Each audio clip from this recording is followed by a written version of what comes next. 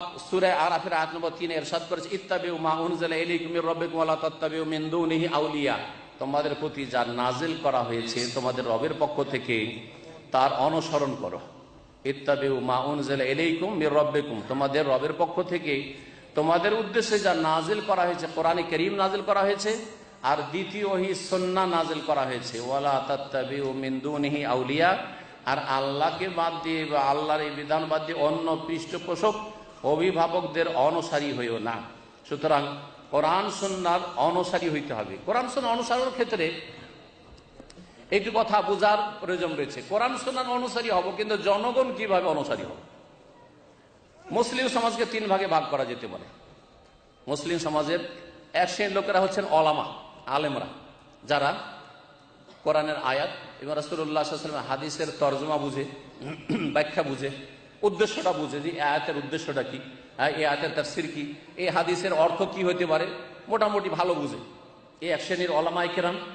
আর দ্বিতীয় শ্রেণী হচ্ছে যে কোরআনে হাদিসের কিছু কিছু বুঝে, সব মাসলাই বোঝা মুশকিল তাদের, কিন্তু কিছু কিছু বুঝে, অর্থ বুঝে কিছু, আর কিছুটা ধরতে পারে।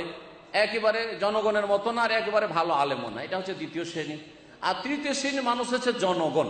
জনগণ মনে রাখবেন, মাইক ডিস্টার্ব কেন করছে, আওয়াজ করছে।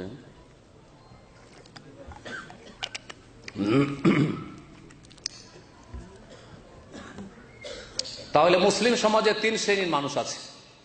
3 শ্রেণীর মানুষ আছে যারা মযহাবের মুকাল্লিদ। মুকাল্লিদ 4 মযহাবের এক মযহাব মানতেই হবে। 4 গিয়ারের 1 গিয়ারে আপনাকে থাকতেই হবে। হয় হানাফি হইতে হবে, নয় শাফি হইতে হবে, নয় মালিকি হইতে হবে, নয় হাম্বলি হইতে হবে। হ্যাঁ, এই কথা তাদের দাবি। আর এটা ফরজ, আবশ্যক হইতে হবে তাদের কথা। এটা বলে যে 4-এর একটা হলেই হয়। কিন্তু যখন বাংলাদেশে যাবেন, ভারতে যাবেন, আর ওখানে যারা মেজরিটিতে আছে তাদেরকে যদি বলেন যে ভাই আমি এইরকম করে নামাজ পড়বো, আপনি ওই রকম পড়ছেন, আপনি হানাফি মযহাবে নামাজ পড়ছেন, আমি শাফি মযহাবে, আমি রফায়দান করে নামাজ পড়বো, সূরা ফাতিহা পড়ে নামাজ পড়বো, হ্যাঁ, আমি বুকের উপর হাত বেঁধে নামাজ পড়বো, তো আপনার সেখানে স্থান আছে? বাস করতে দেবে? দেবে? মুখে তো বলছে যে 4টাই ঠিক, 4 মযহাবই হক। 4 মযহাব হক, তো আপনি যদি হানাফি তরিকে নামাজ পড়তে পারেন, তো আমি শাফি হয়ে পড়লাম, অসুবিধাটা কি? আর একজন হাম্বলি নামাজ পড়লো, অসুবিধাটা কি? হ্যাঁ, আর একজন মালিকি নামাজ পড়লো, অসুবিধা কি? সবাইকে স্বাধীন ছেড়ে দেন, যেমন পারছো করো। কিন্তু কাজের বেলা দেখা যাচ্ছে যে আমাদের ছাড়া তোমাদের কারো স্থান নেই। তাহলে মযহাব 4টা আসলে আমলে তো মানেন না। মযহাব যার গায়ে জোর আছে সেই মযহাব চলবে, অন্য মযহাব আর চলবে না। এটাই না অবস্থা? জি হ্যাঁ। শোনেন, একদল হচ্ছে মুকাল্লিদ, জি, একেবারে 4 মযহাবের একটা মানতে হবে। কি এরকম আওয়াজ কেন হচ্ছে? আপনারা এই ডিস্টার্ব করছেন নাকি? হ্যাঁ, এই করিয়েন না। সালাফি ওলামারা কি বলে? সালাফি ওলামারা ওটাই বলে যেটা কোরআনে কারীমে আছে, রাসূলুল্লাহ হাদিসে আছে। কোরআনে কারীমের কোন আয়াতে আছে যে একটা মযহাব মানতে হবে? আছে কি? দেখাইতে পারবেন যে এক মযহাব মানতে হবে? না, কোথাও নেই। নবী করিম সাল্লাল্লাহু আলাইহি ওয়াসাল্লামের একটি হাদিস আছে যে 4 মযহাবের এক মযহাব মানতে হবে আপনাকে। আছে কোন হাদিস? ভবিষ্যৎবাণী করেছেন? না। বরং আল্লামা শাহ ওলিউল্লাহ মুহাদ্দিস দেহলভী রাহিমাহুল্লাহ তার হুজ্জাতুল্লাহ আল বালিগা নামক প্রসিদ্ধ কিতাবে তিনি বলেছেন যে এলাম আন্নান নাসা কানু ক্বাবলাল মিয়াতির রাবিআতি গায়রু মুজতামিঈনা আলা তাকলিদিল খালিস লিমাযহাবিন ওয়াহিদিন বিআইনি। শুনে রাখো যে 4র্থ শতাব্দী পর্যন্ত, 4র্থ শতাব্দী পর্যন্ত, তার মানে 300 বছর পার হওয়ার পরে 4র্থ শতাব্দী শুরু হয়, তাই না? 4র্থ শতাব্দী পর্যন্ত এই উম্মতে মুসলিমার জনগণ গায়রু মুজতামিঈনা, তারা একমত ছিলেন না আলা তাকলিদিল খালেসে, যে নির্ভেজাল তাকলিদ করতে হবে, কোন একটা মযহাব মানতে হবে, লে মাযহাবিন ওয়াহিদিন বিআইনি, যে একটা মযহাব অবশ্যই মানতে হবে, এইরকমটা ছিল না। তাহলে 1400 বছরের যে এই ইসলাম নবী মুহাম্মদ রাসূলুল্লাহ সাল্লাল্লাহু আলাইহি ওয়াসাল্লাম ছেড়ে গেছেন 1400 বছর আগে, তার মধ্যে 300-350 বছর পর্যন্ত এই মযহাবের হুদিস পর্যন্ত ছিল না, মযহাবের নাম ছিল না। ইমামরা এসেছিলেন, কিন্তু ইমামরা মযহাব দাঁড় করেও যাননি, আর মযহাবের দিকে দাওয়াতও দিয়ে যাননি। তারা ফতোয়া এসেছে, মাসলা এসেছে, জিজ্ঞাসা করেছেন, উত্তর দিয়েছেন। পরবর্তীকালে লোকেরা একজন ইমামকে মানা শুরু করলো যে না, তার ফতোয়াগুলি শুধু মানবো। এইভাবে যুগের বিবর্তনে মজহাব পয়দা হলো না আল্লাহ পয়দা করেছেন, নির্দেশ দিয়েছেন, সৃষ্টিগতভাবে আল্লাহ করেছেন, কিন্তু আল্লাহ না নির্দেশ দিয়েছেন মজহাব মানার, না রাসূলুল্লাহ সাল্লাল্লাহু আলাইহি ওয়াসাল্লাম উপদেশ দিয়েছেন, অ্যাডভাইস করেছেন মজহাব মানার, বরং যুগের আবর্তন বিবর্তনে এই মজহাব জন্ম নিয়েছে। যারা এই মজহাব ফলো করে তারা বলে যে চারের একটা মানা বাধ্যতামূলক, মানতে হবে, না হলে আপনি গুমরাহ হয়ে যাবেন। তাহলে সাহাবাই কেরামদের যুগে বলবেন, সাহাবাই কেরামদের যুগে সরাসরি রসুলকে পেয়েছেন তারা সাল্লাল্লাহু আলাইহি ওয়াসাল্লাম, তাবেঈনরা তারা তো সরাসরি পাননি না, সেই যুগে বেশি এলেম চর্চা ছিল। হ্যাঁ, তাবেঈন, তারপরের যুগ, তখনকার জনগণ কি বেশি শিখার সুযোগ পেয়েছে না আজকে শিখার সুযোগ বেশি আছে? বলেন, এখন বেশি শিখার সুযোগ আছে না তখন বেশি সুযোগ ছিল? এখন বেশি সুযোগ আছে। জি, এখন আপনারা কম্পিউটারে বিশাল লাইব্রেরি রাখতে পারবেন। হ্যাঁ, এখন যে কোনো ইসলামিক বুক, হাদিসের কিতাবগুলি কমপক্ষে তো আপনার কাছে যে কোনো ভাষায় পেতে পারবেন আপনি। কিন্তু তখন হাদিসের কিতাবগুলিও সংকলন হয়নি, একটা হাদিসের জন্য কোথায় কোথায় ছুটে যেতে হয়েছে মুহাদ্দিসিনদেরকে তলাশ করার জন্য। তাহলে কত মুশকিল ছিল ইলম হাসিল করা। তারপরেও তারা এক মজহাব মানেননি যে একটাই মজহাব শুধু মানতে হবে, তারপরে তকলিদকে ফরজ করে দেন। সালাফি ওলামারা বলে যে না, মজহাব ফরজ না, ওহী মানা ফরজ। কি মানা ফরজ? ওহী মানা, কোরআন এবং সুন্নাহ মানা ফরজ।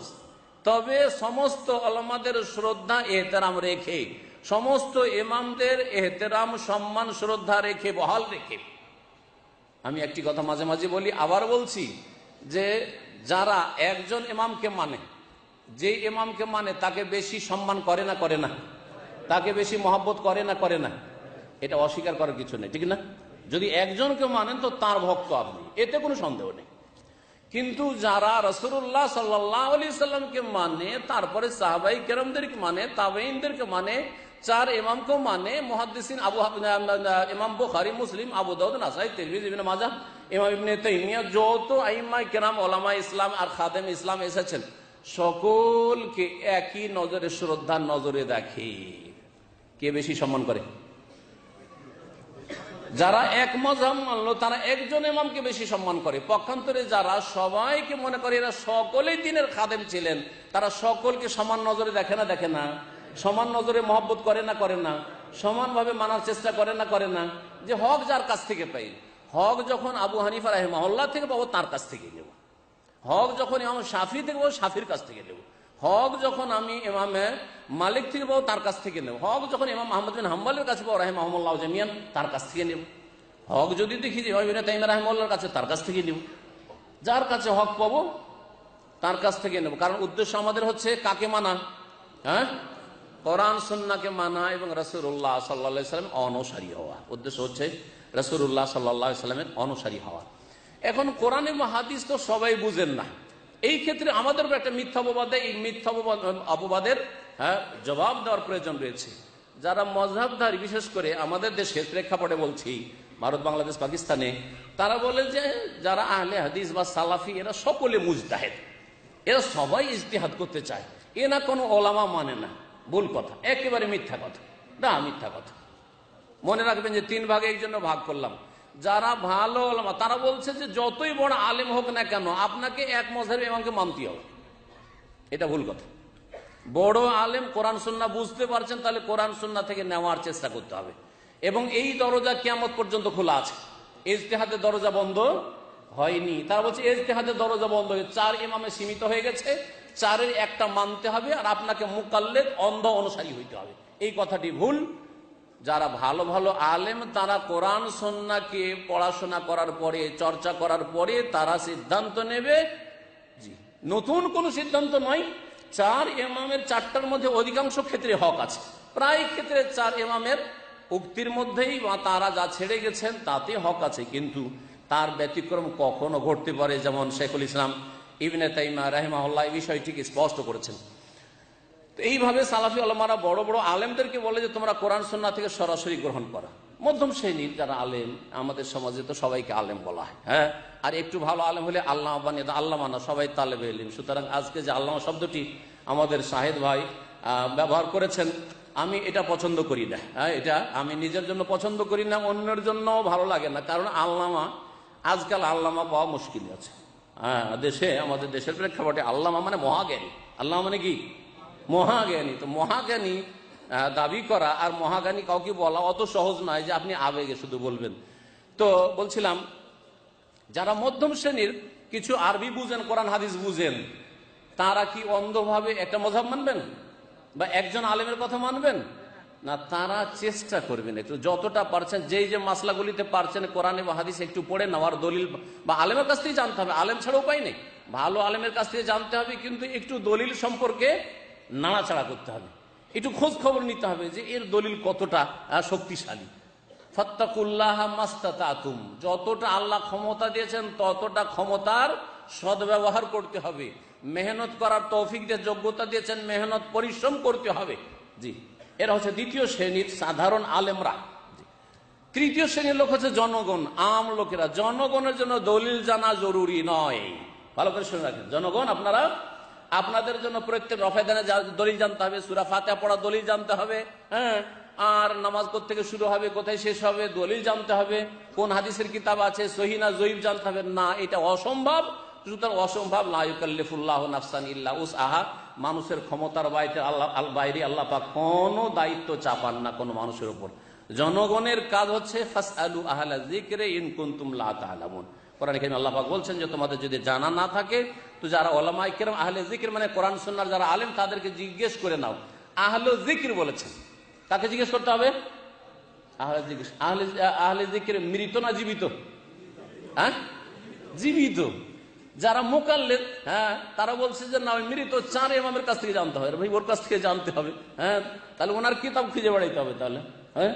এটা তো বোঝানো হয়নি। বলা হয়েছে তোমার যুগে, তোমার দেশে, তোমার কাছাকাছি, তোমার শহরে যে কোনো আলেম থাকে সে হচ্ছে আহলে যিকরের অন্তর্ভুক্ত। সুতরাং আহলে যিকরকে জিজ্ঞেস করে নাও ইন কুনতুম লা তা'লামুন, তোমাদের যদি জানা না থাকে।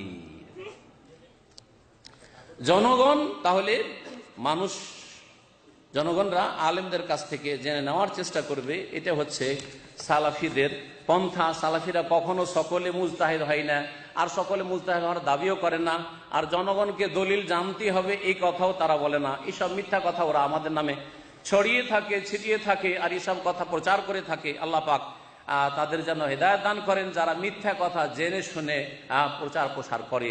আল্লাহ পাক রব্বুল আলামিন যেন আমাদেরকে কোরআন সুন্নাহর খেদমতের তৌফিক দান করেন।